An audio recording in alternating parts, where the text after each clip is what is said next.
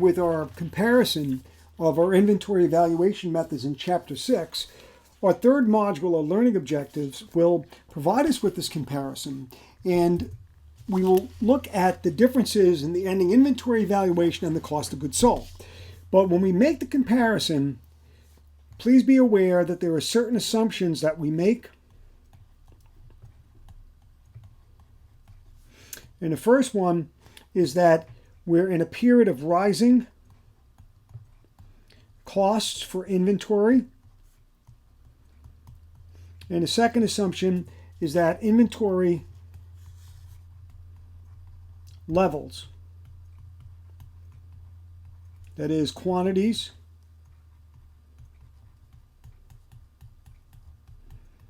or units, are constant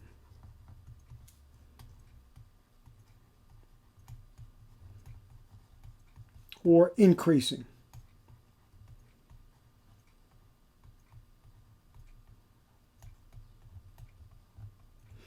Now we're going to probably relax that assumption, or at least relax the first assumption a bit.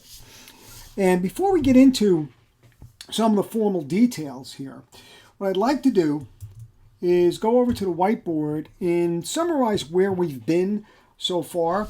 So what I'd like to do is take a look at the methods,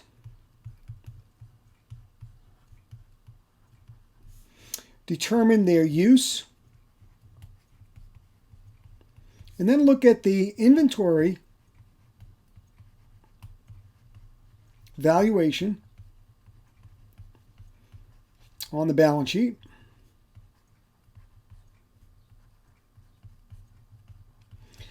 and of course the COGS on the income statement.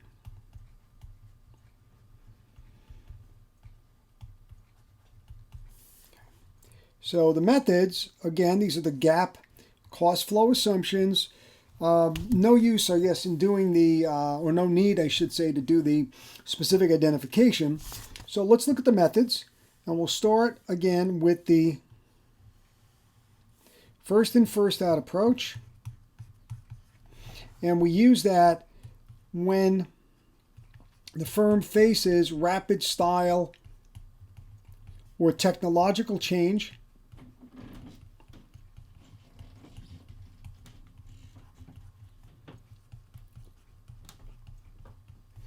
their goods could perish or face rapid obsolescence.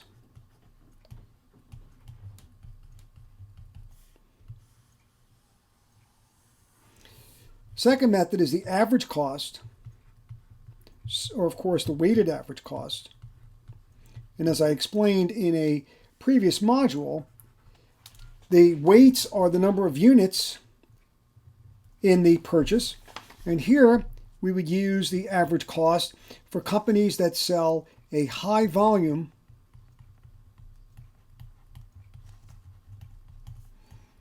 of a homogeneous product.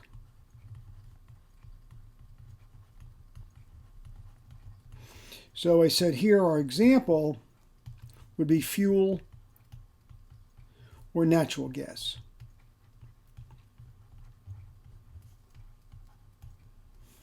And finally, our last cost flow assumption or inventory method is LIFO. And LIFO really only has use in one way, and that is if a company holds a base stock.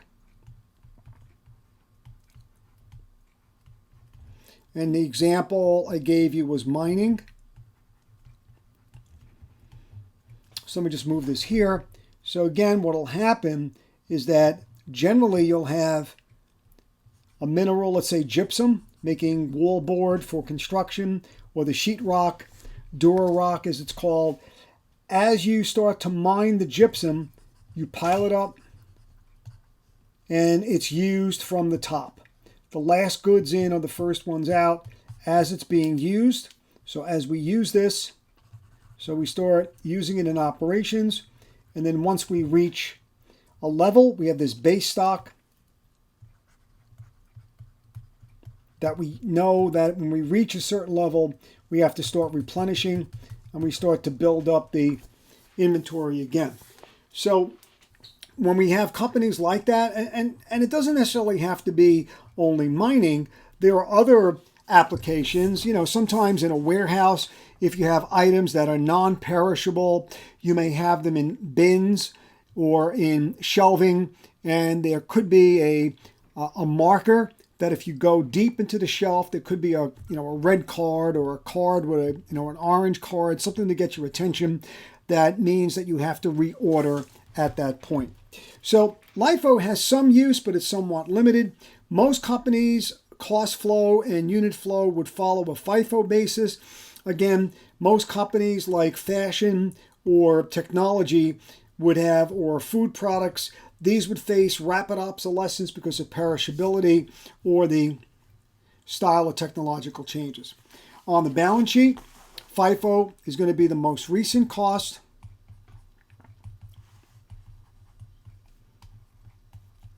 So it's close to current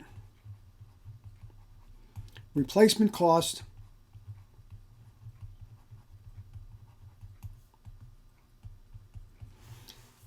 And its cost of goods sold would be the oldest cost. And of course, the average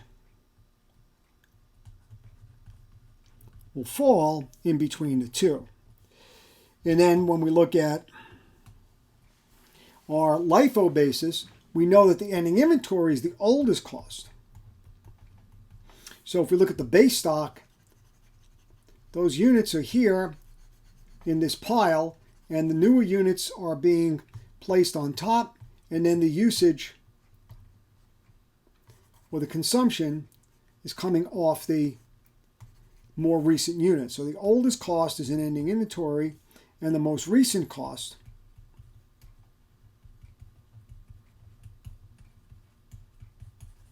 would be hitting your income statement and the cost of goods sold. Now, going back to our module, let's now take a look at these comparisons. So really using that table on the whiteboard as a guide, when we compare the results of the cost flow assumptions, FIFO, LIFO, weighted average, we see that the patterns that we get are very useful in understanding the effects on the financial statements. As I said, if inventory costs are rising and the units are constant or increasing, that's our key assumption. FIFO gives you the lowest cost of goods sold because those are the oldest, the first units in are the first ones sold, and a higher gross profit and a higher inventory valuation. So we've already seen that on the table. And then going to the bottom of that table, you've got LIFO giving you the higher cost of goods sold, lower gross profit, and of course a lower inventory valuation. And the weighted average is going to be between the two extremes. And as I said, specific identification is not very useful in this particular analysis or in this application because it could vary. We just really don't know what units we're selling. I mean, if we just happen to sell vehicles with, again, they're unique by vehicle identification number, you may be selling vehicles with a very high profit margin. One day, the next day you may sell low profit margin vehicles. So it really can't be generalized in this type of analysis.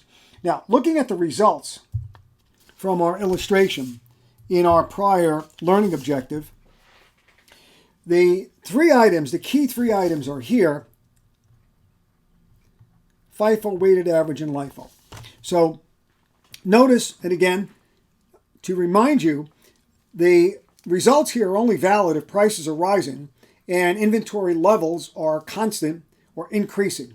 So let's compare the FIFO to LIFO, and we know that average cost falls between the two. When you look at the ending inventories, you see that the better valuation, if I had my choice as an analyst, I would want to see a FIFO valuation for inventory. It approximates the current cost. It gives you a better balance sheet valuation. If you think about a bank considering your company for commercial credit, a commercial loan, where inventory is the collateral, these are sometimes known as asset-based loans. The collateral is the inventory before I do any further investigation, just a topside analysis of your company, it is better to see the current cost on the balance sheet. So FIFO gives you a better balance sheet. However, LIFO understates inventory on the balance sheet. So we know that this is an understatement, understates ending inventory. Now, if I go to the income statement side, from the standpoint of better matching cost with revenue, LIFO does a much better job, because LIFO is going to give us a cost of goods sold that is going to be matched with increased selling prices. So in a period of inflation, if your selling prices are going up, you would want to have a cost of goods sold that's going up as well to match with that to get a better profit measure. So on the income statement, the cost of goods sold is better reflected under the LIFO basis. And not only that, we said that with a higher cost of goods sold, when you compare it to the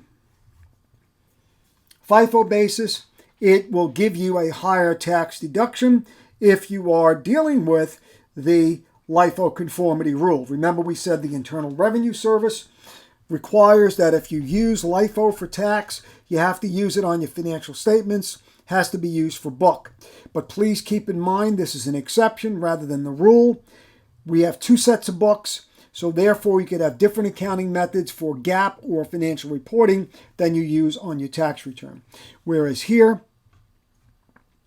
the FIFO method understates cost of goods sold. Cost of goods sold is lower. It actually creates paper or phantom profits. By having a lower cost of goods sold here, it will create a phantom or a paper profit. Now, one of the things you have to remember, if you add every one of these up, so let's take all four, even specific identification. If you add these up, the cost of goods available for sale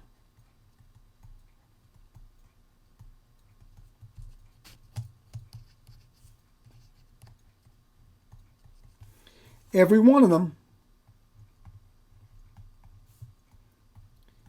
if you add these together, if you add the allocation of cost of goods sold, or the allocation of the total goods available for sale to cost of goods sold and ending inventory, every one of them is $6,700.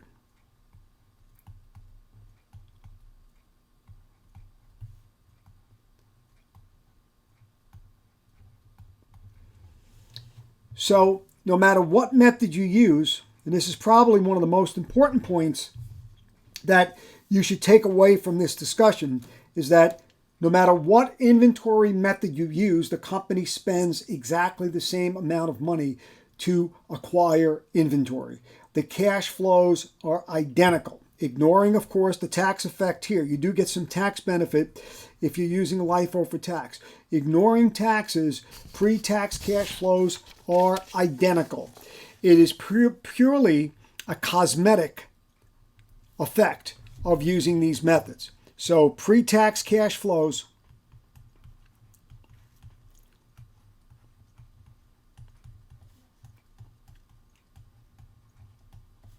are the same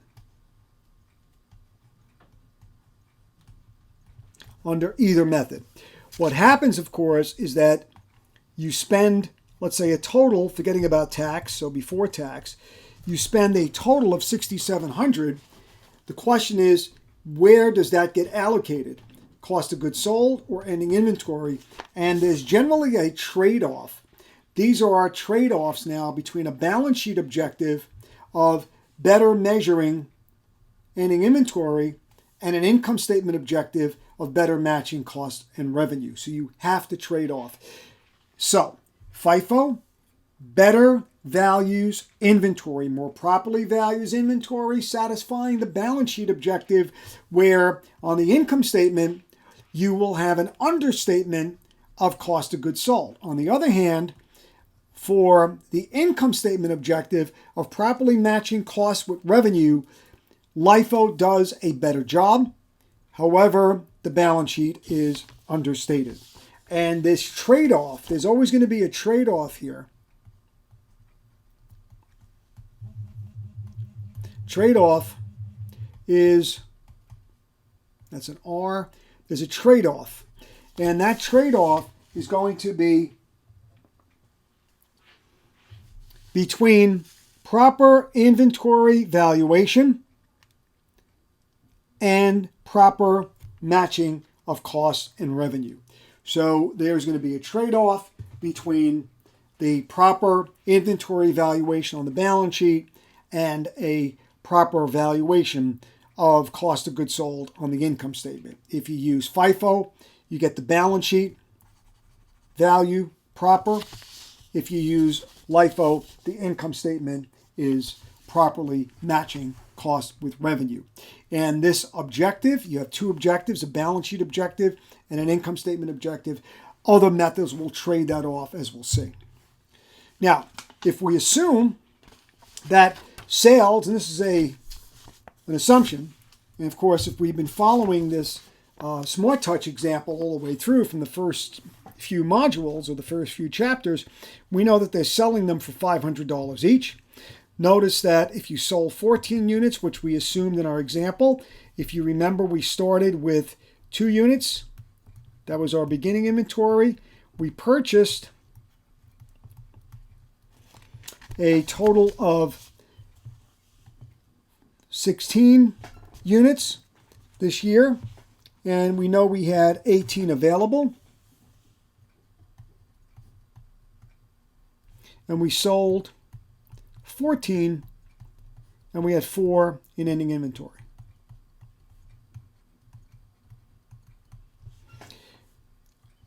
These 14 units are assumed to be sold at $500, and the cost of goods sold was determined under specific identification, which I said is not really a player here, but FIFO, LIFO, and weighted average. Notice that the lowest gross profit and the weighted average would have been better placed in between. But notice that the higher profit is the FIFO profit. Those are paper profits in a way, or phantom profits. The lower profit and the lower taxes and lower, gross profit and net income would be a benefit of using LIFO, and the weighted average falls in between the two. So to summarize, period of rising prices,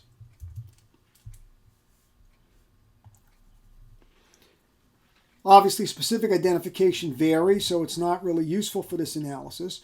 But if prices are rising, and we always assume inventory levels are constant or increasing, weighted average falls in between the two. Rising prices, cost of goods sold is highest under LIFO, lowest under FIFO. Balance sheet valuation is highest under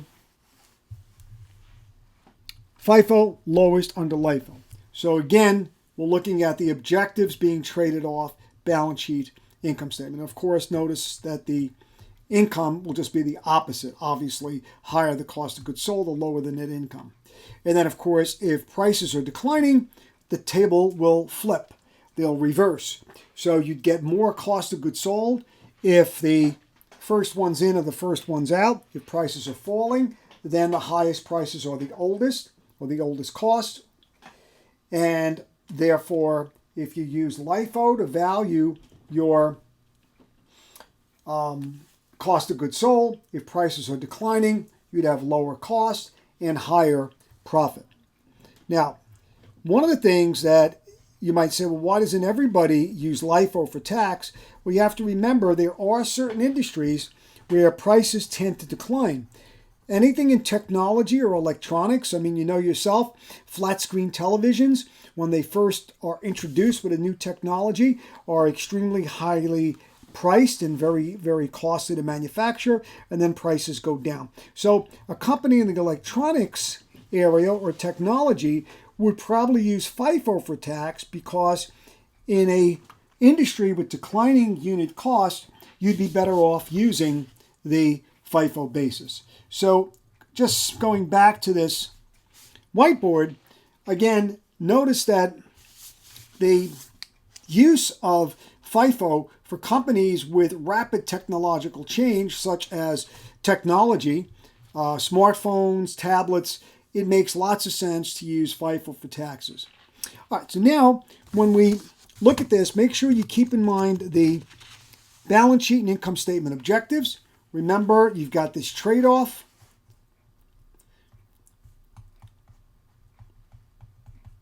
of objectives. The income statement objective is for matching cost and revenue. And LIFO does that the best. The balance sheet valuation, proper inventory, measurement,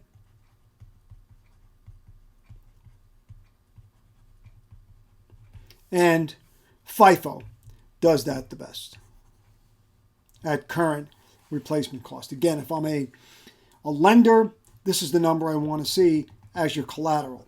If you're using LIFO, it tends to understate that inventory. Now, in the next module or learning objective, we're going to continue in inventory with an application of conservatism by applying the lower of cost or market rule.